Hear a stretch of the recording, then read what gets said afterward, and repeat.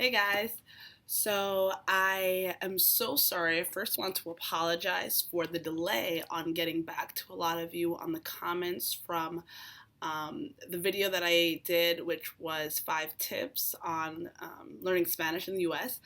To be honest, I made that video and then I totally forgot about my YouTube account and that video, and I just checked it yesterday and noticed all the comments and all the feedback. So thank you so much for that.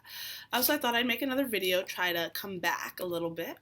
And so this one is all about the 5 main resources, Spanish resources that I found incredibly helpful in my Spanish speaking journey. So the first resource I want to talk about is this book.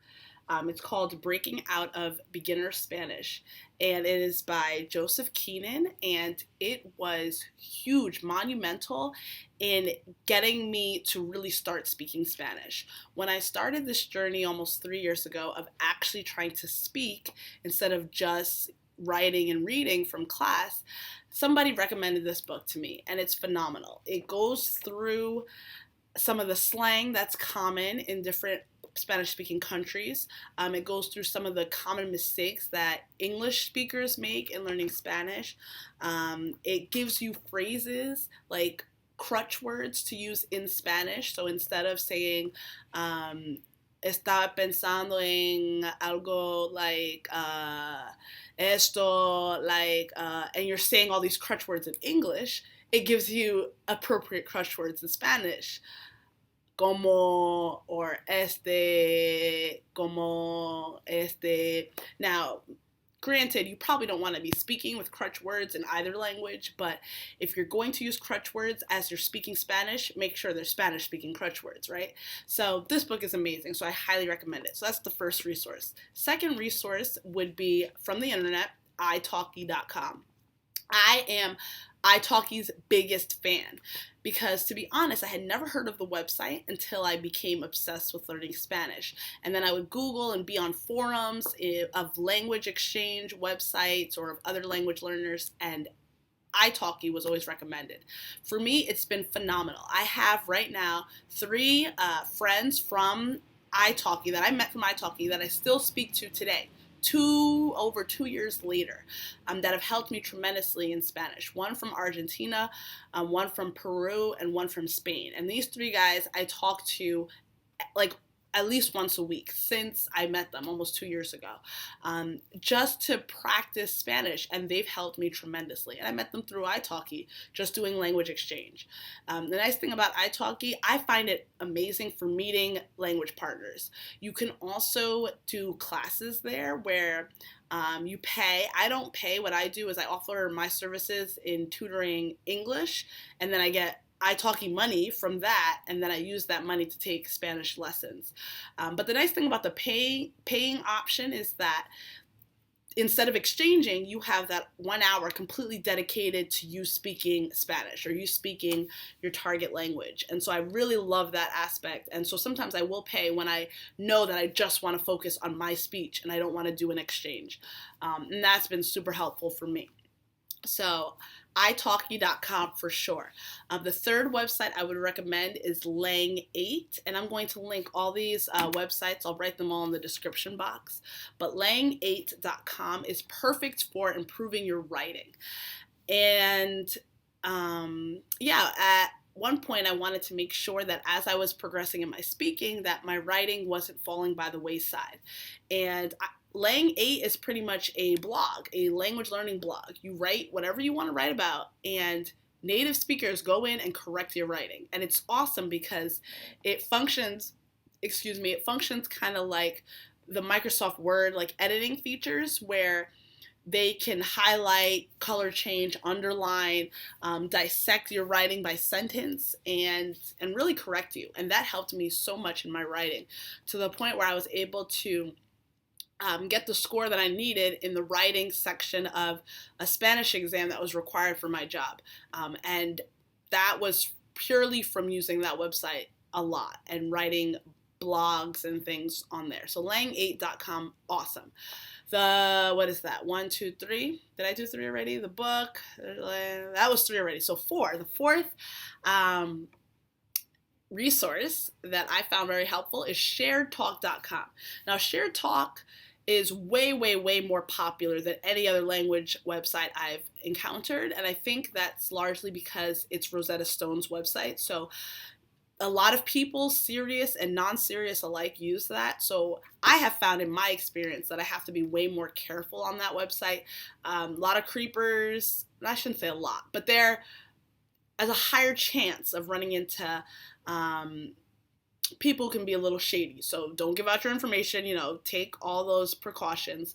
But it's great for chatting. I use it only really for chatting. I don't make friends off that website in the sense of Skyping or anything like that. Just because there's too many, safety is important. So I use that website mostly just to chat with people on messaging and practice typing back and forth in the language that you're studying. I've used a lot with Spanish. I also use a lot with Portuguese. As I start to transition into learning Portuguese, I, have to get my feet wet. So I first just start chatting via messages, just typing to get comfortable forming sentences and so forth. So sharetalk.com I found very helpful for that.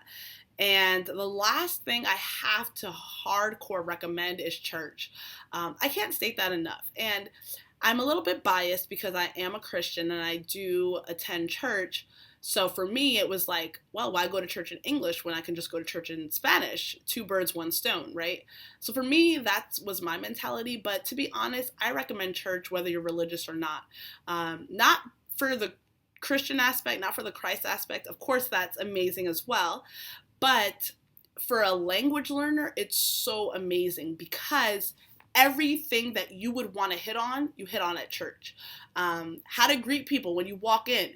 You have to greet everybody. You learn, do they hug? Do they kiss on the cheek? What phrases are used? You learn that at church. You get to speak to children. I've had to scold kids and learn all my imperative, my commands in Spanish, as well as elderly. I've had conversations with older people in their 80s and 90s where I'm using usted a lot and trying to be respectful. I don't know of any other place where you can use your language in that on that spectrum other than church. From, like I said, children to the elderly, you're using your language and you're getting to see what is the appropriate thing to say to a variety of people. The fellowship is great. Church is very friendly, so everybody will talk to you. They'll want to greet you. They'll want to ask you questions, and you don't have to try to force a conversation. They will talk to you. You won't have to try. And they will talk to you in Spanish, because I found, at least at my church, not a lot of people speak English, and they're super excited to hear that you're trying to learn Spanish. So church is awesome. At my church, I don't know how all the churches work, but at my church, there's food after service, so you're sitting, getting exposed to the culture of the food, and then talking even more. And then through church, my friends, they want to do activities. They want to go to the amusement park. They want to go to the movies. They want to go out to eat. All these social activities that started with church. And so more opportunities to use the language. For my personal experience, I actually had the opportunity to, my friends would invite me to parties, or during the World Cup, I saw that, of course, soccer, huge in Latin American culture. So during the World Cup, I was at my friend's house from church all the time watching soccer. I learned a bunch of the soccer vocabulary in Spanish. I learned how we laugh and carry on in Spanish. So these are the resources that have worked really well for me. This is just a follow-up to the 5 tips. I recommend these resources. I hate grammar books. I hate studying a book to learn Spanish. I hate it. And so I avoid it at all costs. And I did recommend this book in the beginning. This was, for me, honestly, the only book that I used in learning to speak Spanish. But everything else, just throwing yourself into the atmosphere. Do not be scared. It is awkward in the beginning. I'm not going to lie. I first walked into that church and it was super awkward. I didn't know anybody and they're like, probably in their head, why is she here? She doesn't even speak Spanish. It was awkward at first, but I kept going. They love, I just tell them I'm trying to learn Spanish, and they were super excited to help me. And so I recommend church in a huge way for language learning. So yeah, that's all for now. I'm gonna try to stay on top of this channel a little bit more this summer now that I'm on break as a teacher. So yeah, if you like what you've heard, if you have questions for me, I'm trying to think of videos to make. So any topics, any questions that you have, just comment below so that I can come up with some ideas and some things to share. But yeah, like, comment, subscribe, and hope that this inspired you in some way. Bye. Desde que apareciste hay solo un sentimiento que hoy me queda claro, que para estar contento no descansaré hasta encontrarte.